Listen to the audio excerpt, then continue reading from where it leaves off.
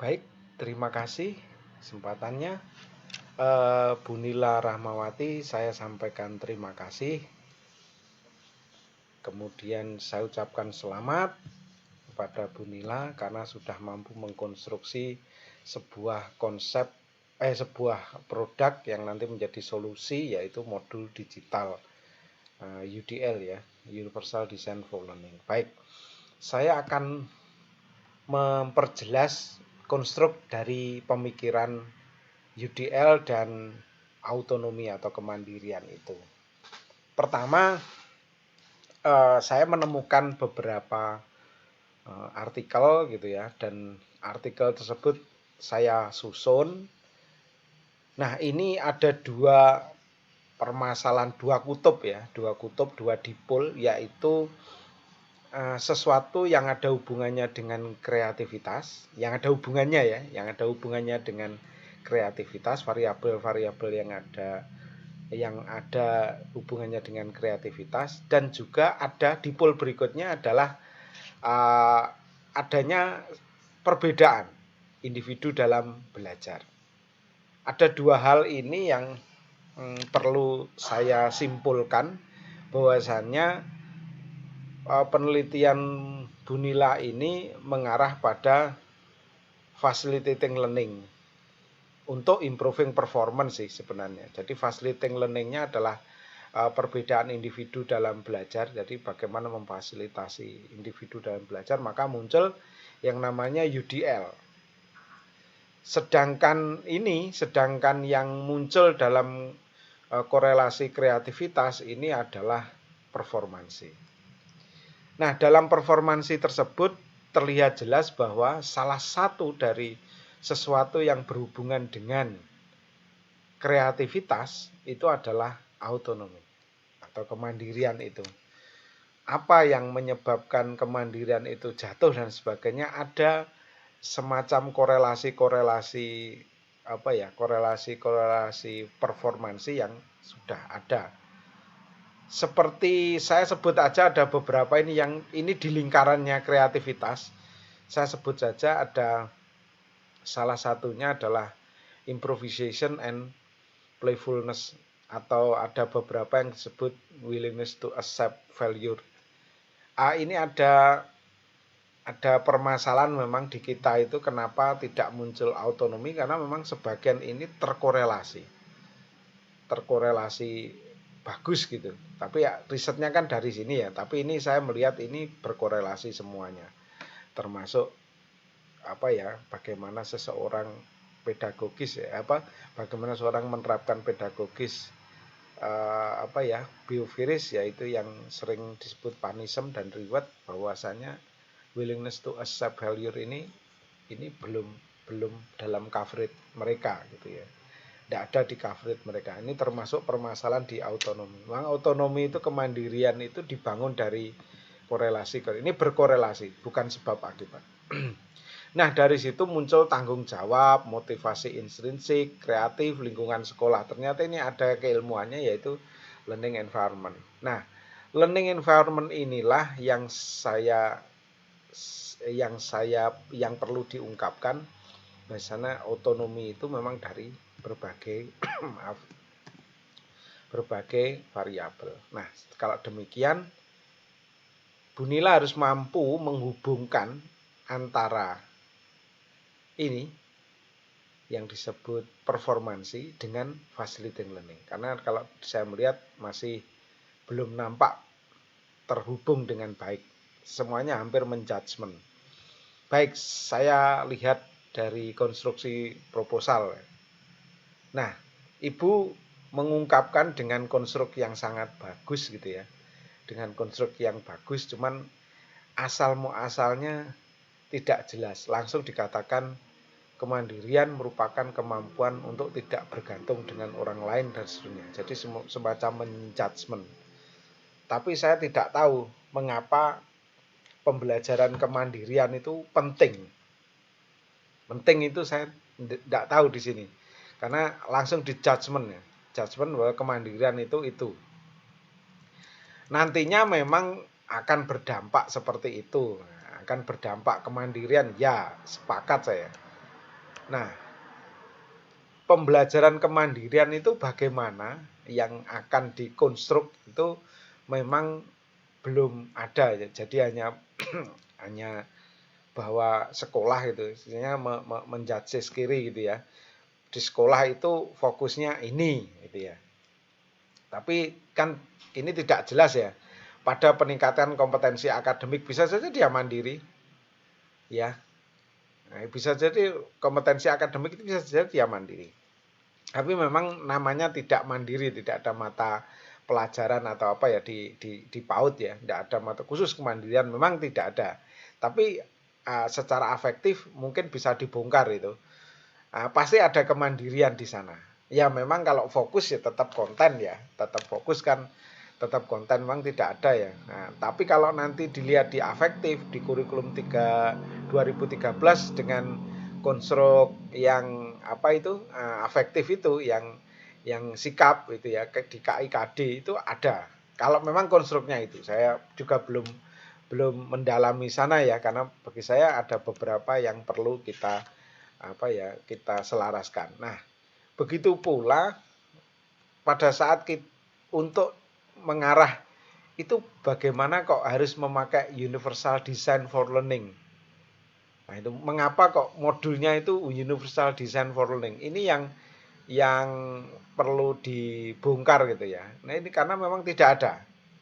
Tidak ada. Saya melihat tidak ada. Di kajian teori juga langsung saja seperti mendefinisikan variabel gitu ya, langsung didefinisikan ini. Jadi saya tidak tahu pembelajaran kemandirian yang dimaksud itu kayak apa, kalau memakai modul itu kayak apa gitu ya, modul yang bagaimana saya juga tidak tahu, informasinya hanya di modul itu ya, modul adalah itu kemudian langsung universal design for learning itu. Tapi ini untuk apa? Ini menjadi permasalahan gitu. Untuk apa? Padahal berangkatnya kalau saya tidak salah itu berangkatnya adalah perbedaan individu dalam belajar. Ini permasalahan performansi yang itu membutuhkan fasilitas ya, fasilitas belajar. Itu yang saya lihat sehingga nanti kalau betul-betul kita semua melihat gitu ya, ada semacam pertanyaan besar, yaitu mengapa pembelajaran kemandirian itu bisa dibuat solusi itu menjadi masalah dan solusinya modul UDL itu Universal Design Learning, padahal berangkatnya jelas berbeda. Yang satu berangkatnya memang creativity, yang satu berangkatnya adalah perbedaan belajar. Nah, ini kliknya itu yang belum ketemu. Saya juga masih melihat itu ya. Sebenarnya ketidaktemuan ini di mana? Letaknya di mana?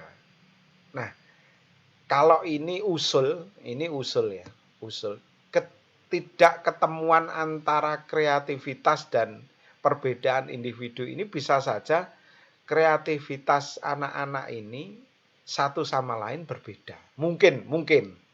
Saya masih juga belum tahu pastinya ya. Bisa saja kreativitas anak-anak ini berbeda. Sehingga mohon maaf loh ya, memang ini judgement saya yang ya. Sehingga mereka saling mempengaruhi. Seharusnya mereka tidak memiliki kepercayaan diri, tidak memiliki motivasi intrinsik karena begitu melihat temannya melakukan hal yang berbeda. Orang kalau melihat kita sama dengan temannya itu senangnya minta ampun anak kecil itu. Jelas anak kecil itu wah, kok nggak sama ya saya dengan teman saya gitu ya. Kok nggak sama gitu ya. Apa yang salah mesti toleh-toleh atau bagaimana kadang nangis gitu ya. Nah, dari situ kalau kindergarten mengatakan seperti itu memang ada motivasi intrinsik dan lingkungan, ada permasalahan perbedaan kreativitas sehingga mereka tidak bisa mandiri. Nah, itu perlu dikuatkan dengan Universal Design for Learning. Jadi masalah utamanya itu adalah kreativitas yang berbeda. Sebenarnya saya pengen itu, tetapi karena tidak sama dengan teman saya saya tidak bisa melakukannya karena kurang pede atau motivasi intrinsik saya memang jeblok. Disitulah itu bisa dihubungkan kalau menurut saya, sehingga modul interaktif modul UDL, Universal Design for Learning, itu untuk mengatasi perbedaan individu. Apa yang berbeda? Yaitu perilaku siswa satu-satu dalam berkreativitas antara siswa dan lain itu ada perbedaan. Ini mungkin akan menimbulkan satu koneksi ya, koneksi keilmuan, koneksi konsep gitu ya di situ. Itu misal itu bukan harus itu ya. Saya belum mengambil, saya tidak menjudgment harus itu. Tetapi kalau ini saya hanya melihat dari satu artikel loh ya. Dari satu artikel bahwa memang autonomi itu memang ada hubungannya. Ada hubungannya, bukan berpengaruh ya, ada hubungannya dengan kreativitas. Maka saya memiliki pendapat memang selama ini kreativitas anak-anak itu beda. Karena memang tergantung learning environment-nya. Sangat tergantung, bukan hanya lingkungan sekolah ya, tapi kalau dalam artikel ini lingkungan sekolah, bisa saja di rumah dan sebagainya. Itu yang membuat individu di kindergarten itu berbeda. Sangat berbeda. Begitu mungkin secara konstruk ini bisa dimunculkan teman-teman, walaupun tidak seperti itu. Sehingga kalau ini kita tarik sebuah gagasan, berarti ada masalah, yaitu perbedaan antar